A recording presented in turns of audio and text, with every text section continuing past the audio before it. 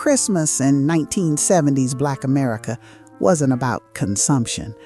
It wasn't about accumulation or competition. It was about transformation.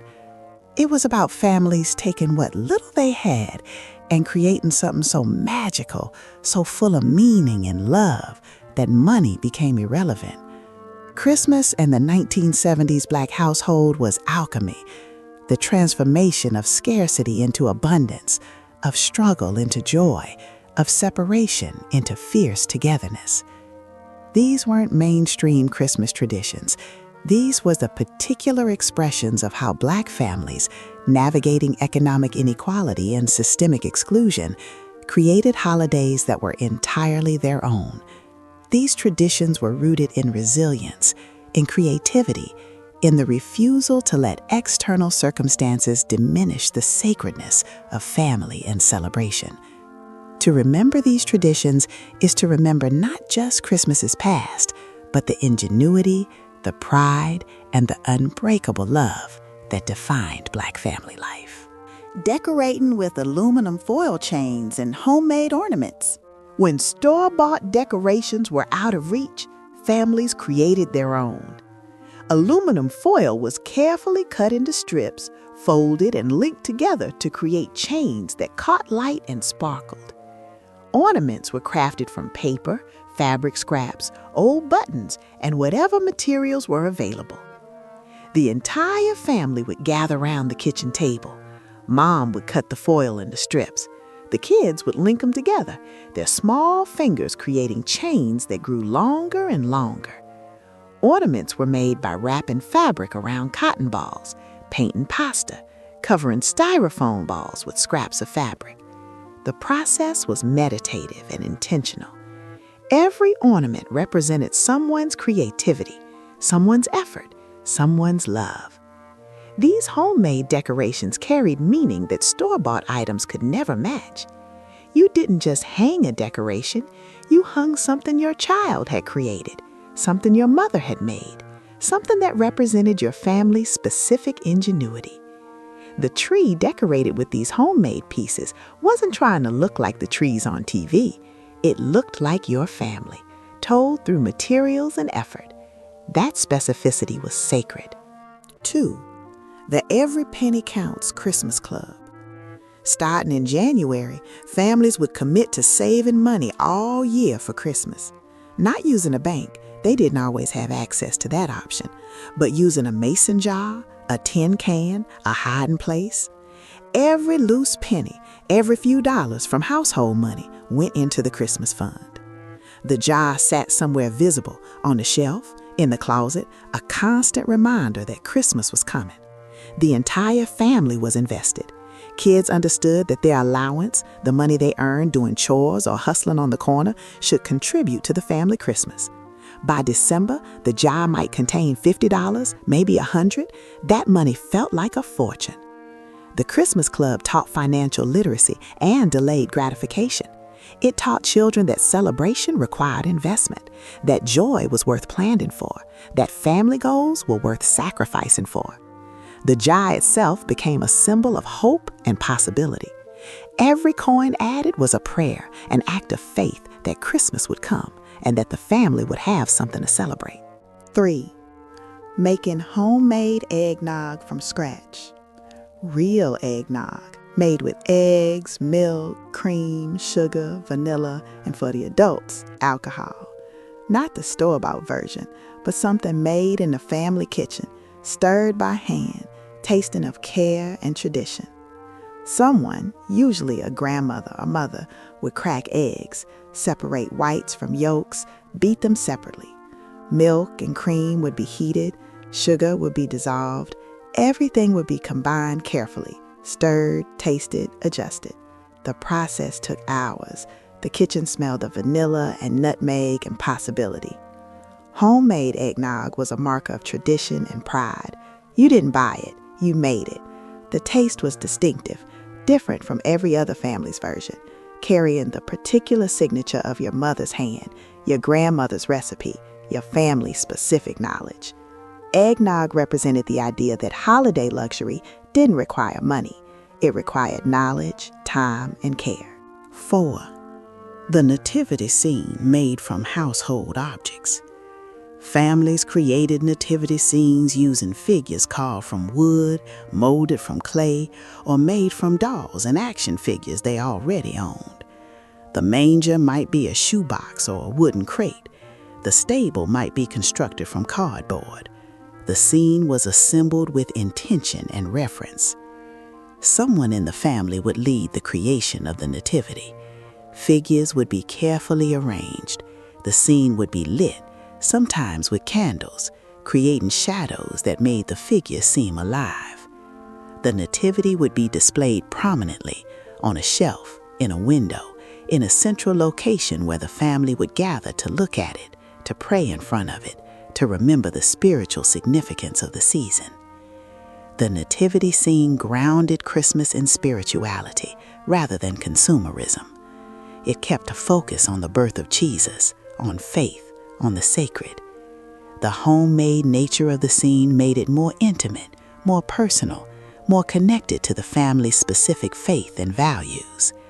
Children learned that Christmas was about something larger than presents and candy.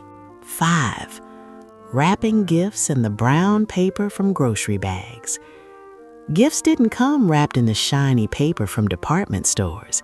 They came wrapped in craft paper, the brown paper from grocery bags, saved and flattened throughout the year.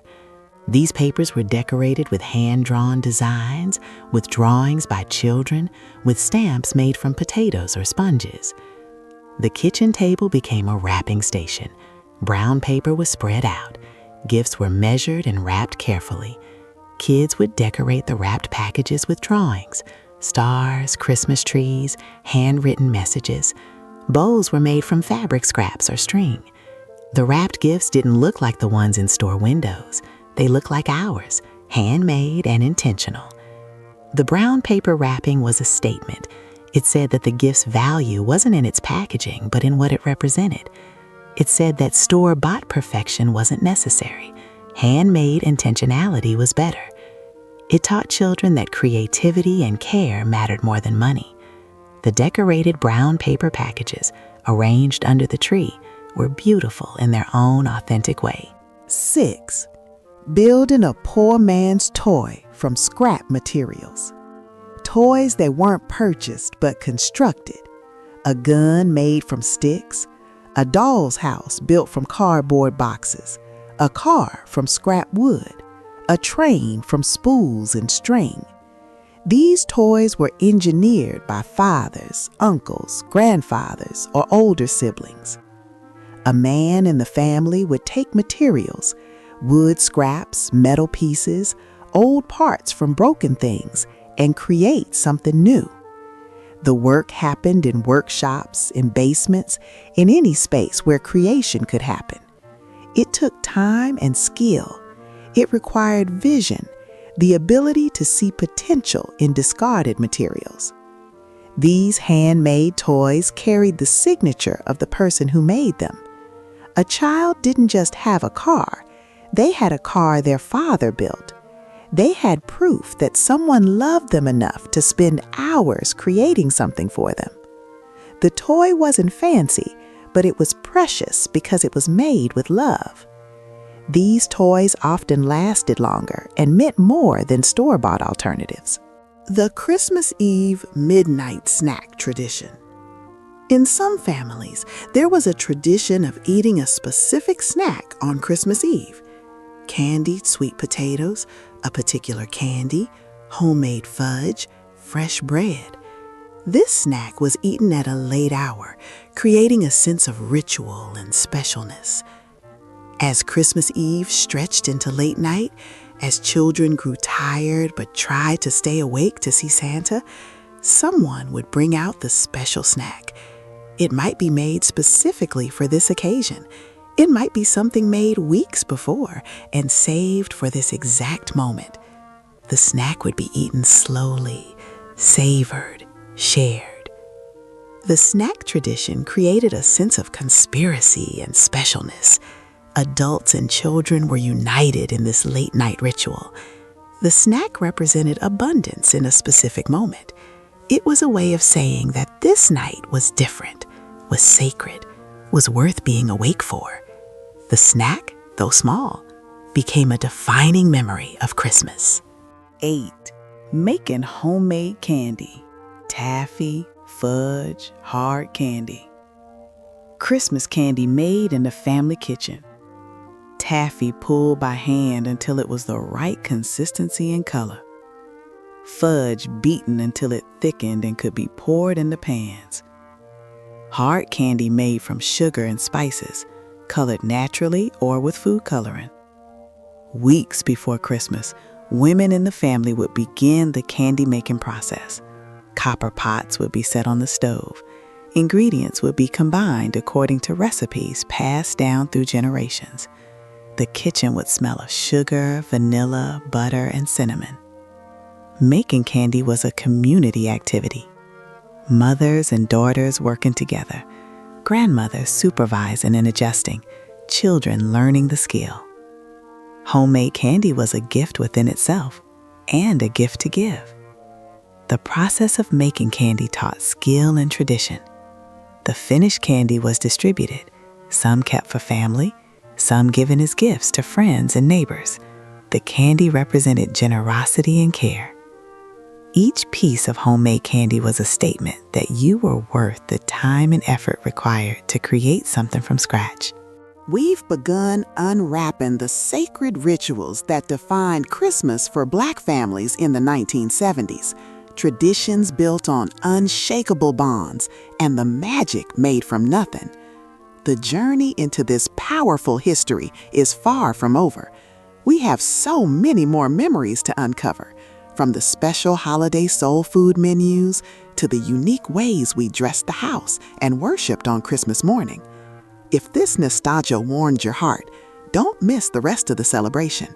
Hit the like button, subscribe to keep these memories alive, and click the link popping up to join us for part 2, where the true spirit of the season unfolds.